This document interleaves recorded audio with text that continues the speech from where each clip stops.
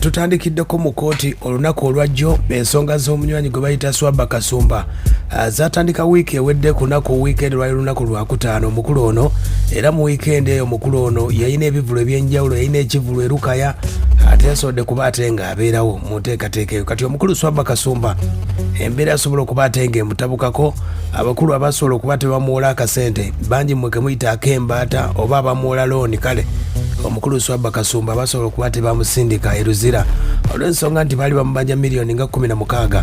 omukulu yategekako erinnya lya manerenda bamuyita Lutwama.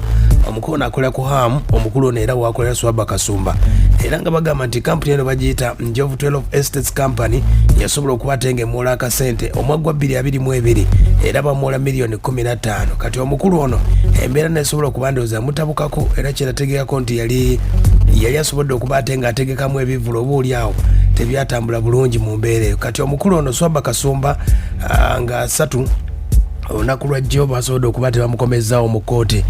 omulamuzi asobole okuba ate balaba omulamuzi oba wayinza okubaawo ekiyinza okukolebwa ku nteekateeka yonna nga bwe yatambudde. baalaze nti wabadde wakadde kamu akono ne katasobola kuba ate nga abamubanja bakkiriza ne bagamba asooka addeyo ku meere eruzira asooke kuweza miliyoni 16.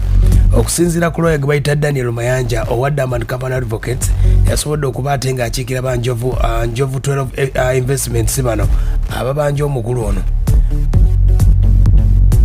ayina kusooka kusasula. bw'anaaba tasasudde ensonga zonna zina kuggweera luzira mu nteekateeka eyo. bamutegeezezza nti omukulu Swahaba Kasumba wadde nga abaddeyo emyezi 6 ne bw'anaaba abaddeyo mu kkomera ajja kuvaayo azisasule sente.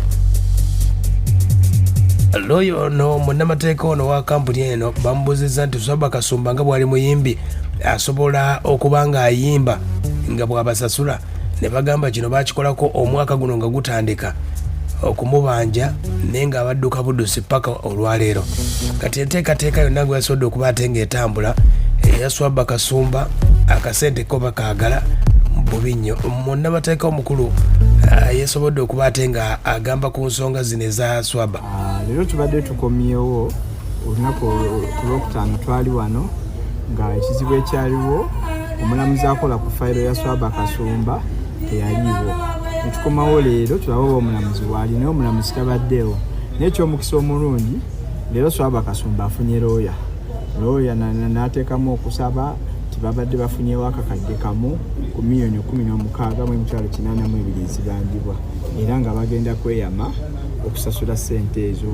n'ensonga zaawa nti oli muyimbi mukuukutivu mu ggwanga bwe bamusiba tasobola kusasula ssente. naye ffe tuzzeemu ne tugamba mbu teri tteeka lye babayimbi beetu basereepu kwewola ssente ate ne babula.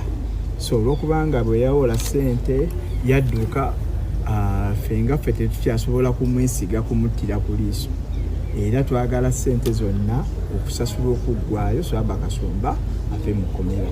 so n'olw'ensonga ezo omulamuzi era akkiriziganyiza wamu naffe Swahaba Kasumba n'amuzaayo eruzira.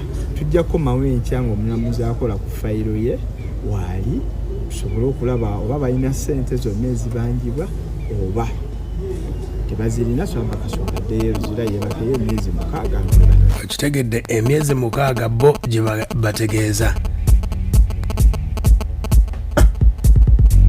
bategeezezza nti bakyakubakuba balabe oba bayinza okunoonya ku byobugagga byalinawo Swahaba Kasumba nga banoonya akasente kakubanga eko bamunoonyezaako engeri gye bayinza okukamugjamu kakyagaanye.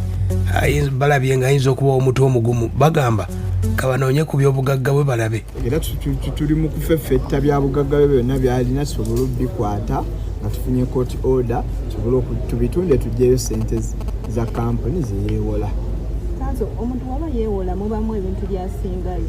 tulowooza nti Swahaba talina kintu kyeyasingayo. Swahaba talina kintu kyonna kyeyasingayo. looni baagimuwangu kugwa Sseruganda nga kampuni aya baasa awe wali firimu. Swahaba Kasumba talina kyeyasingayo wadde naaka just baali bamukwano n'omukulu oyo.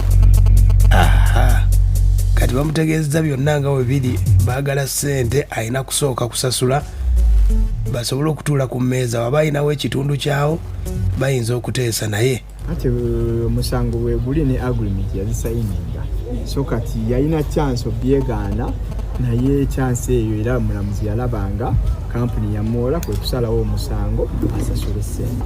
Tetusobola kusonyiwa, kyokyo kusonyiwa kiri kimu kyandibadde bo kwegatta wamu ne bayamba ne basasula ssente omwami waabwe n'avaayo nga bwe bazze n'akakadde kamu leero bongera okunoonya ssente omwami waabwe akoleki aveeyo mu kkomera.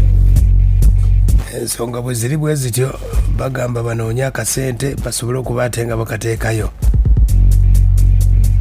Ebyokusasula ng'ali bweru nti ayimba ebivvulu, ensonga ziri bwe ziti bo bagamba byagaana mu kusooka. Nkunyumidde nekugamba nti omusango twaguteekayo mu mwezi gwa January. Kuva January Swahaba Kasumba teyatunoonya. Bino byonna babyogera bamutumaze mu mukwano. Teyatunoonyako wadde okola ki okujja okuteesa neyamuwola ssente. So tetukyasobola kumwesiga kubanga neera yabula ne tumukwata nga tumaze mutulakira. So tetukyasobola kumwesiga. Omuntu bamukwata bulungi ndowooza temumusanzeeko na lubale lwonna era bw'aba ayogera nammwe ayogera n'okucaccaliza n'acaccaliza. So bamukwata bulungi ne bamuteeka ku poliisi era ne leero bamuleese okuva eruzira ng'ali bulungi. Aya basi kati ensonga nno zeezo nno bwe zatambudde olunaku olwajjo Swahaba Kasumba ne bamuzaayo mukomera ku nsonga ezo bwe ziri bwe zityo. Swahaba Kasumba ku lunaku olwokutaano yayogerako ne bannamawulire n'abategeeza embeera nga bweri kuba yali tabitegeera bulungi, bamukwata bubi nnyo era agagamba nti bakoti bailifu bamukwata mu mbeera etali nnungi wadde omuntu alidde embaata naye yetaaga okukwatibwa obulungi. Enyinza okugamba naye yo police station eyabwe ayise ne osiwaayo Katonda tabasonyiwa nga bwana asonyiwa abalala. Bankoze bubi, bankoze ekikolwa kya busisi kya butemu. Koti bailifu yabibaddemu n'oyo omusajja gwe bayita batte omunene. Bye bankozeko byonna nja kuba mbasabira sigenda bawaabira. Naye omuntu omumma ekyokulya nga tali mu kisiibo kya dry, omummi ekyokunywa kyobakola kiba kikyamu.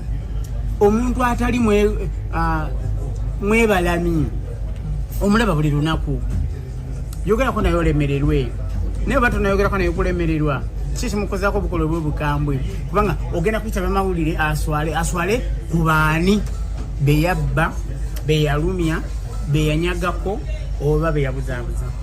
Ekisinga obulungi mu kyonna omulamuzi ajja kutusalirawo mu nsala entuufu era ennuŋŋamu. Naye yenna alina ssente ng'olina bweyagala okuwola bw'omuwola oba tumuwadde bulamu ate obulamu bumulekere. Naye bw'oyagala omuwe ssente ate omuwe n'obulamu. Aya basi gye bayita embaata. Ensonga zonna omukulu Swahaba Kasumba na bino yabyogera ng'atubuulira enteekateeka. Anti nze bw'abanga yerutwama tasobola kubanga nnoonya nga nze sinaweza wiiki bw'aba yeye nga muwadde ssente musasuddeko bw'aba yeye era bw'aba yeye ngenda mwewuunya nnyo bw'aba yeye sitagala nnyo okwasa nnyo manyi bagamba ekintu ekiba kyanoonyerezebwako toyasa nnyo bw'aba yeye nja mwewuunya naye saagala kwogera A to Z nga sinava mu kooti. Saka tuyingire kooti tulayo ge mugulana naye mutunule ne mu maaso ndabe eddala bwakala amaaso agambe nti Kasumba nkutwala nga gundi bwewale mu kumusasula negundi oba nga bwenzize nkugamba bwenti neki nebwenti. Katonda w'ekisaba kuume mwabaze okundabako ate sala tezigenda okuyingira mu kooti zibeere za buwanguzi bwe ziba teziwangudde kooti ate ziwangula eruzira kubanga bwe tugenda eruzira tusangeyo abantu abakemekereddwa abekyaye oba abawulira nga batawakadde ate tutandika obulamu obusinga obulungi kubanga nze manyi kyengenda okujja eruzira kigenda kuba kyakabi nnyo. Ate bw'aba nga Katonda nsaasidde omusango gwe ne gunsinga nja gusavinga ngumaleko era bwe ngumalako bwenti lwenvaayo mujja kuba mutegeezebwa kubanga bajja kumpa bagiyita njerabidde baja EPD byobusibe webuggwako nja gisheyalinga. Aya basi ye mukulu oyo gwe bayita Swahaba Kasumba byemu kubayoga yategeeza nti yalina ebivvulu mu weekend n'embaga ez'enjawulo oba oliawo yali asuubira akafuna akasente naye byonna kutandika n'enja siriiwo ngenda kuba mukomera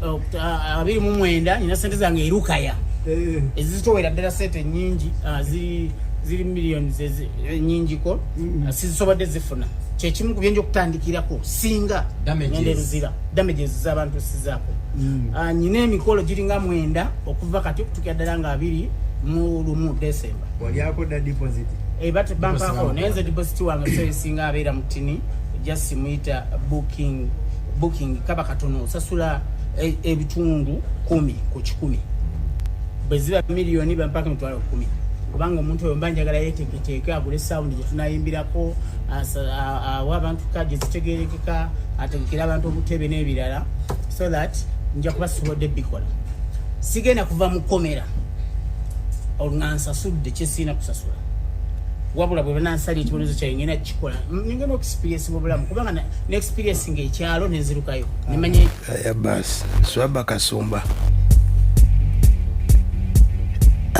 ensonga bwe ziri ez'omukulu Swahaba Kasumba bwe zibiridde bwe zityo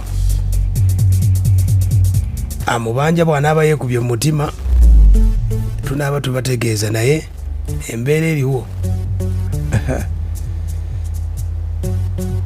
abadde akyagaanye eyamuwa embaata kubanga si byangu